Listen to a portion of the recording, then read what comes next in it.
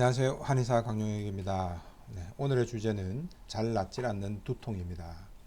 심하게 머리 아플 때 여러 검사와 진통제 약을 먹어도 잘 낫지 않는다는 환자분들이 많습니다. 때로는 일상생활 전반에서 어려움이 발생하고 삶의 질이 크게 떨어지기도 합니다. 이런 만성 두통은 때로는 눈이나 귀 증상으로 또 때로는 속매석금, 어깨 통증으로도 이어집니다.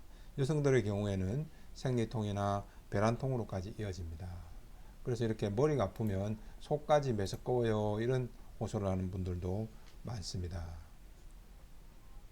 이런 경우 처음에는 대부분 진통제에 의존을 합니다.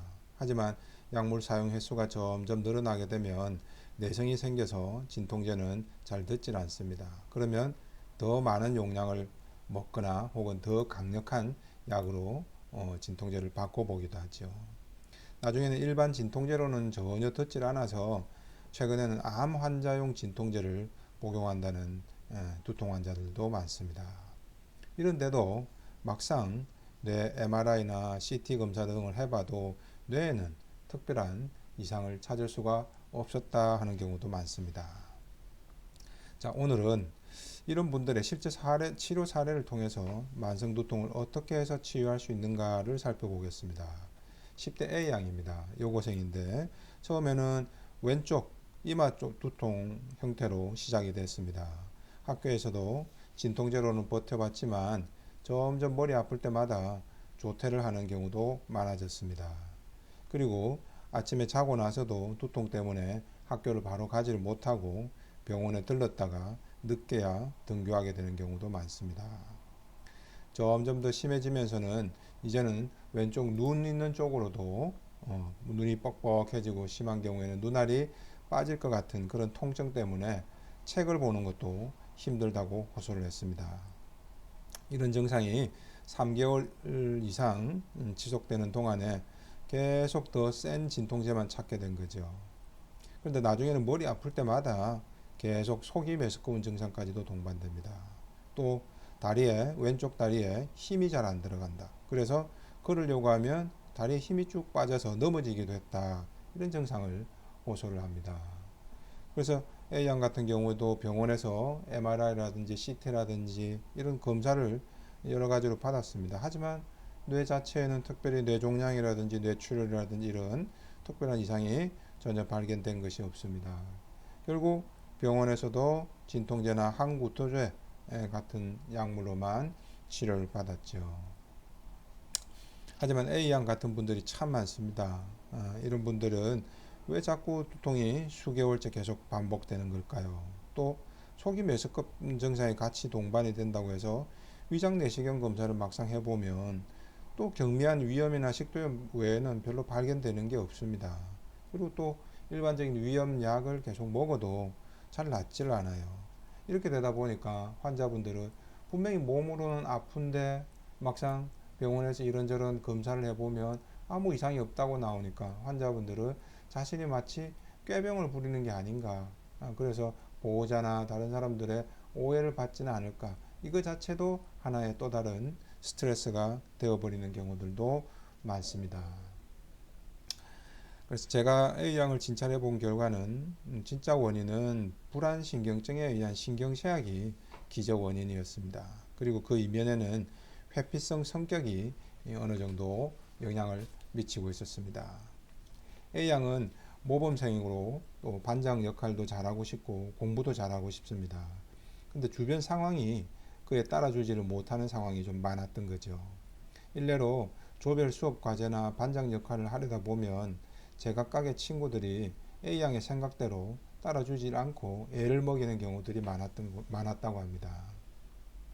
그러면 다른 친구들의 잘못인데도 때로는 담임 선생님은 반장인 A양에게 모든 책임을 전가해버리기도 합니다. 그래서 A양은 이런 일을 겪을 때마다 다른 친구들 때문에 억울한 상황도 많았던 거죠. 게다가 A양은 성격상 이런 상황에서 시시비비를 잘 따지는 그런 공격 성향이 너무 취약했던 겁니다. 그러다 보니까 어떻게 결국은 좀 참게 되고 또 모든 안 좋은 결과를 자신이 다 끌어안고 오게 되는 상황이 잦아진 거죠. 여기에 또 나름대로 고등학생이다 보니까 자신의 성적이나 공부 관련해서도 또 추가적인 스트레스가 누적이 됐던 겁니다.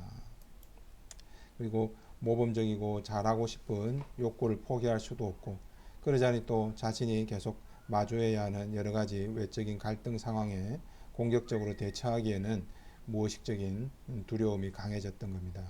결국 이런 갈등들이 만성 두통이나 속 메스꺼움, 눈 통증 등으로 이어졌던 겁니다. 그래서 대부분의 만성 두통은 뇌에 출혈이나 종양이 있어서 아픈 게 아닙니다.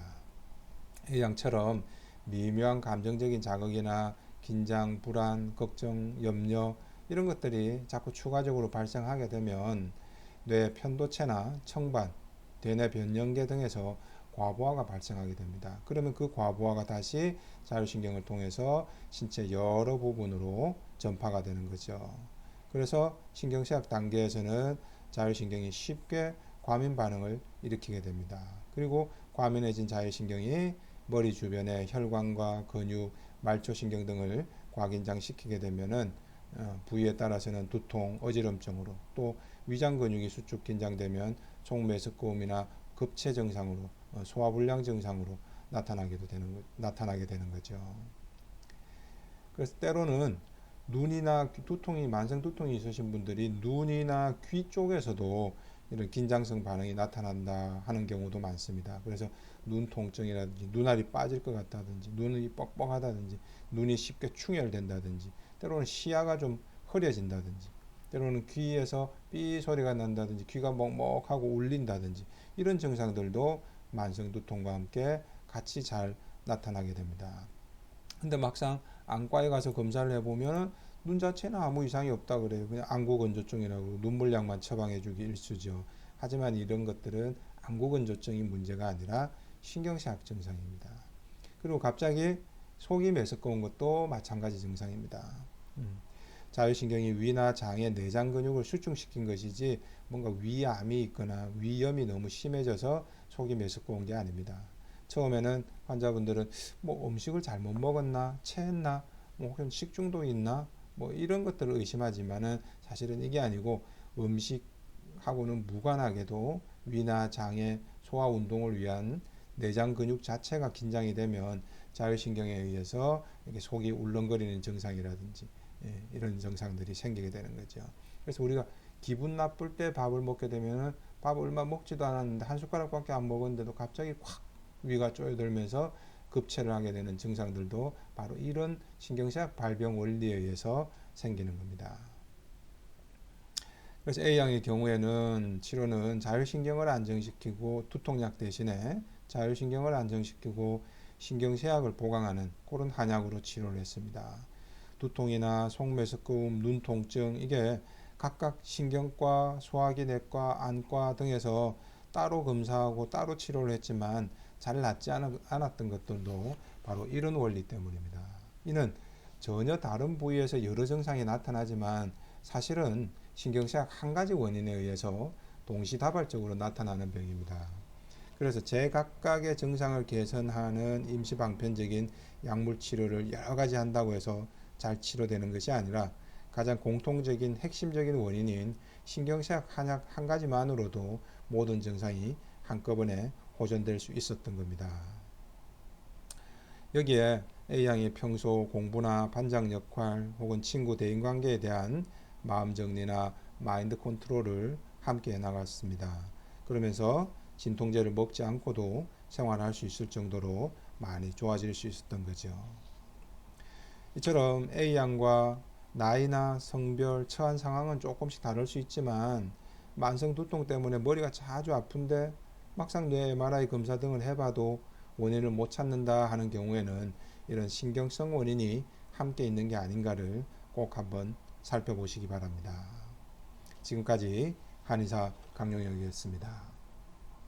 구독, 좋아요를 누르시면 100일 뒤 작은 행운이 찾아올 겁니다.